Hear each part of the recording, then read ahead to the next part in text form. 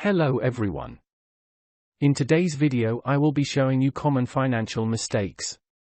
So without any further ado, let's get into the video. 1. Using more money than you make. Many Americans struggle with money throughout their lives and live above their means. It takes more than just putting together a sound strategy from which to start your financial future to get your budget under control. A significant psychological burden might be lifted if you have enough money at the end of the month to add to your savings, or pay off your obligations. Large sums of money are sometimes lost $1 at a time. When you order that pay-per-view movie, go out to dinner, or buy that double mocha coffee, it might not seem like a huge issue, but everything adds up. Spending just $25 a week on eating out costs you $1,300 a year, which might be used to cover numerous additional credit card, auto, or other payments.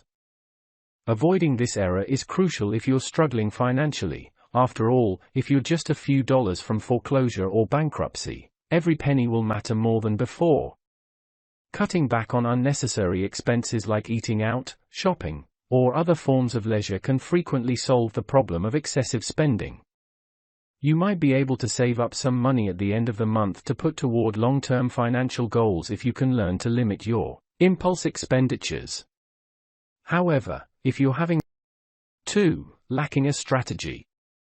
The issue with the "I'll get to it later" mentality is that by the time you do, you might have missed some possibilities for financial planning or made things more difficult for yourself.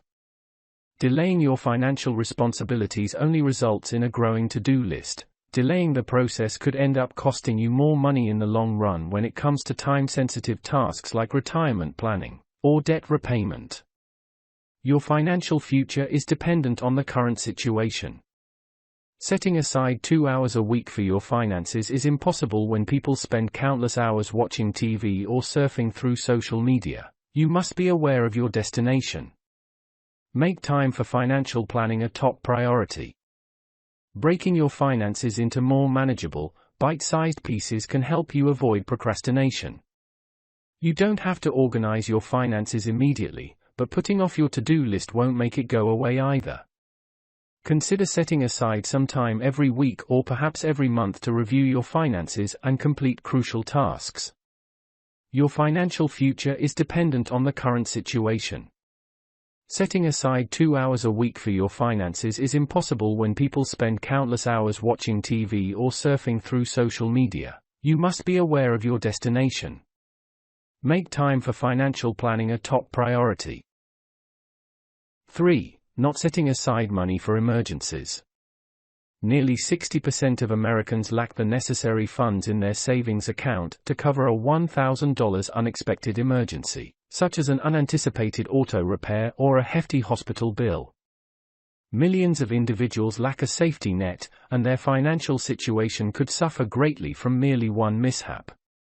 If 2020 taught us anything about money, it's the value of having an emergency fund to draw on in the event of unforeseeable catastrophes like a job loss or unexpected medical expenses. If you don't have any additional money left away, you must employ pricey methods of financing your life. This can involve using payday loans frequently, taking out cash advances, or accruing high-interest credit card debt. According to Leslie Tain, a debt relief attorney with Tain Law Group, access to many of these financing options will also depend on your credit score. Lenders use your credit score to determine how much credit to extend to you and what interest rate to impose. It's possible that you won't get the best rates if your score is low. It's normally advised to have 3 to 6 months' worth of spending for your family's expenses saved up. 10% of your net income should be set aside, as a general guideline. If your monthly expenses make that amount seem insurmountable, try starting with 5% and gradually raising it by 1% each month until you reach the 10% mark. 4. Repaying the incorrect debt first. If you have a mortgage, a car payment, credit card debt, and student loans, choosing what to work on first can be challenging. However, financial gurus advise you to exercise prudence when choosing which debts to pay off first. I observe that many people prioritize their 3% house payment over their student or auto loans, which frequently have significantly higher interest rates. Write down all of your amounts and the related interest rates before beginning to develop your debt repayment strategy. Welsh advises beginning with the debt with the highest interest rate, such as credit cards, before moving on to debt with a lower interest rate, such as mortgages. Someone should motivate my friends to prioritize paying down their debts, sometimes even halting retirement payments while they do so. Choosing what to work on first can be challenging. However, financial gurus advise you to exercise prudence when choosing which debts to pay off first. I observe that many people prioritize their 3% house payment over their student or auto loans, which frequently have significantly higher interest rates. Write down all of your amounts and the related interest rates before beginning to develop your debt repayment strategy. Welsh advises beginning with the debt with the highest interest rate, such as credit cards, before moving on to debt with a lower interest rate, such as mortgages. Someone should motivate my friends to prioritize paying down their debts, sometimes even halting retirement payments while they do so. Paying off your high-interest debt also helps you save in multiple ways. According to Tain, not only does it boost your credit score, but it also frees up space in your budget to contribute more towards savings and investing. When you are paying more in debt interest charges each month than you are saving, it is impossible to save money. Pay off the debt with the highest interest rate first, which is frequently a credit card account, to start getting your finances under control. Pay down everything that isn't deductible if you have the money on hand. Consider the scenario when you have $5,000 in savings earning 5. Investing in a new car. Even though only a small percentage of consumers can afford to pay in cash, millions of new cars are sold each year. However, being unable to pay cash for a new car can also indicate that you cannot afford it.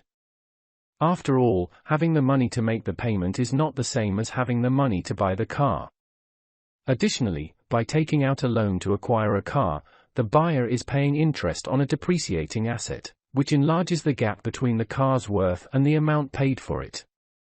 Even worse, a large number of people trade in their cars every 2 to 3 years, losing money each time. A person may occasionally be forced to obtain a loan in order to purchase a vehicle, but how many people actually require a large SUV? Such cars cost a lot to acquire, insure, and fuel. Unless you need an SUV to make a living or you tow a boat or trailer, buying one might be costly. Consider purchasing a car that uses less gas, is less expensive to insure, and requires less maintenance if you need to buy one and/or borrow money to do so. Because cars are expensive, if you purchase more than you need, you might be wasting money that could have been saved or applied to debt repayment. A new car's value reduces by up to 25% the moment you drive it off the lot. Consider a used car if you require new wheels. When you purchase used, the depreciation has already been paid for by the previous owner. So thanks for watching. And if you are new, please make sure you subscribe and turn on post notifications just so every time I upload you won't miss anything.